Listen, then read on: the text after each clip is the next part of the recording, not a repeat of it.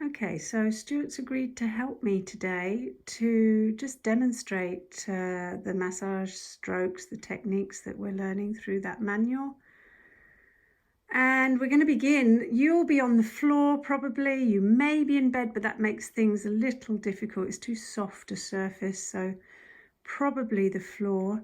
Some people can't sit like this very comfortably, so I've put a cushion behind Stuart to show that you can just lift up your bottom on a cushion, and maybe a couple of cushions if that helps to keep your back straighter. There you go. And as you see, he's got his knee bent up, so his foot is flat. He might want that at a higher angle, lower angle, wherever is comfortable. So you can try different positions. The important thing is that you end up in a comfortable position for your back so that you're not straining in any way, otherwise you'll end up with backache, and that's not what we want. All right, and if you need a wall behind you, then try that. And if you can't reach your foot in this position, then we may need to think about something else for you to learn, and maybe you'll learn on somebody else's leg. That might be more comfortable. So we're going to begin with holds. Now, holds are really important. Wherever you put your hand, wherever you place your hands, your attention is taken there. And we need to do this with awareness. So we bring our hands away from the leg and very, very slowly bring them towards the leg to connect. I'm going to come in so you can see that. There you are. And just gently, very gently, rest the hands there. Make sure your hands are really soft. And wherever your hands are is where your attention is taken. And you just take a few moments to breathe gently into that space. And get yourself really present with your own body. It's always a good idea to feel into the rest of your body and soften into your shoulders. Notice where you're holding any tension. Because we want your hands to be soft and moulding to the contours of your body. This is what feels really good in a massage. Really soft, contoured hands. And take your time with this holds, and just notice you might also want to connect with one area to another area on your body. So you might go for the top of your leg and then take the other hand further down. If you have any joint problems, it's really lovely to put hands either side of a joint.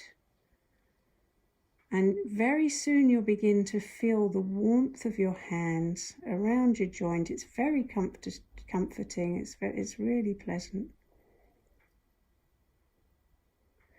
And you're going to release that pressure. It's very light pressure, as slowly as you went in. So just release that really slowly. And again, just pay attention to how that feels. Okay, so having released the hands from the leg on the holds, we're ready to begin to put some oil in our hands. And we need about 10 pence worth. Now, there you are. There you are. That might not be enough because Stuart has hairy legs, but we can always add more.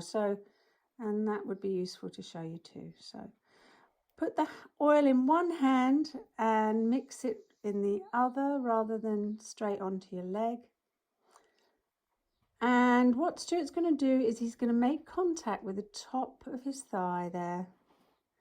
Both hands in contact, very slowly, lovely hold position. That's it. And with both hands in contact, he's going to just come down the leg. And notice how his fingers are in touch with the leg. And then in a pulling back action. Now what I want, and he's going to keep flowing with that. I want you to watch how he uses his whole body as he goes down. So this is not just about moving hands and arms. He's moving his whole body, so that body is actually leading the movement. This is what we call an effleurage stroke. Effleurage means literally skimming the surface. Whole hand in contact, beautifully soft hands. Just see if you can get that going in a lovely rhythm now, Stuart. Yeah, so he's already beginning to.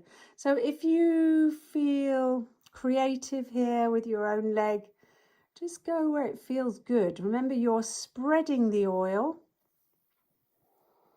but at the same time, you're evenly using a pressure that feels good.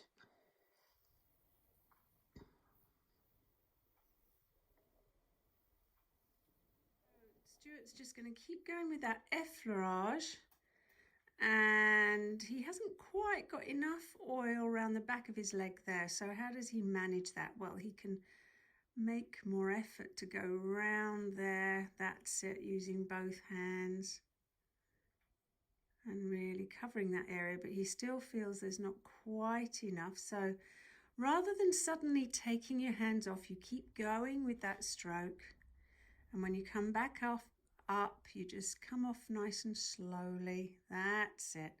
Add a little bit more oil, and then you're going to go back into the massage just as gently and slowly as you came off. So there's no sense of discontinuing anything. It's all one continuous flow. Lovely. So we're continuing with effleurage, but this time we're going to change the way we add pressure. So for the next few strokes, Stuart is going to literally just pay more attention to his fingertips and use more pressure there, but the whole hand is molded and in contact with his leg. Can you see that? Yeah, there you go. Let's come in there a little bit more. So it's a very subtle difference, but it allows you to feel what's under your fingertips more. Lovely, very nice. And this time what we're going to do is pay more attention to the heels of the hands. So the fingertips are soft this time, and Stuart's using pressure with the heels of the hands. It's a very subtle difference. And to exaggerate that, he can put one hand on top of the other. There you go. With one hand on top of the other, he can continue to either focus on the heel of the hand or on the fingertips.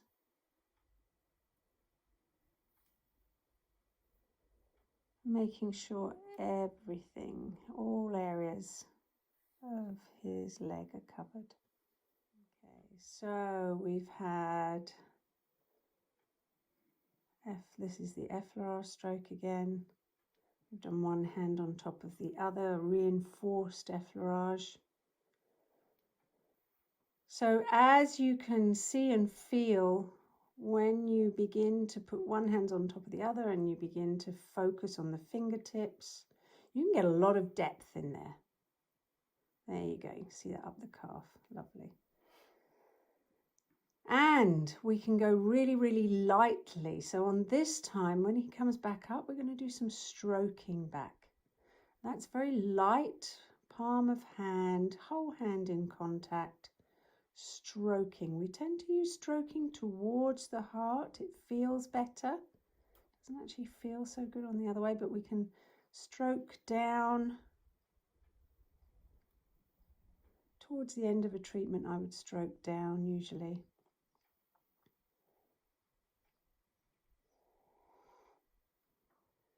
So the other stroke that's really nice to use, that's a slight variation, is pulling. So this time, giving the title of this, it's a little bit more depth. So you can see that pulling stroke. He's going to come up into the thigh area, hamstrings, and just have a little look at how that pulling stroke works up into those hamstrings. Wonderful. So we're just going to recap what we learnt. And so starting with holds, very slowly And remember that holds are not just for the beginning of the massage, it's actually very useful at the end of a massage as well. And you can connect to different areas. And Stuart already has some oil on his legs, so he's just going to go from the hold straight into Effleurage, both hands in contact, using that lovely body use backwards and forwards so he doesn't hurt his back. Whole hand in contact. We're just going to go through a couple of things. What we did then was we varied where the pressure was going to. So the fingertips feeling in. This allows you to feel in all around the joints when you use fingertip pressure. It's really lovely to go around that. It's lovely. Around the knee, ankle. And you can use your hand with more pressure on the heel of the hand. The thumbs are just relaxed. And what we also did was we put one hand on top of the other. Yeah, and then that then allows you to get more pressure. It also allows you to help to create more pressure in the fingertips, in the heel of the hand. Wonderful. And then we actually went on to use things like stroking, pulling. So that really is just the depth that changes there. And we also showed you the feathering technique, which is the lightest and can be done really slowly if you want. This is your leg, so you can try things out, see what you like. And just remember that other people might like something different, so it's always good to check in with whoever you're working on.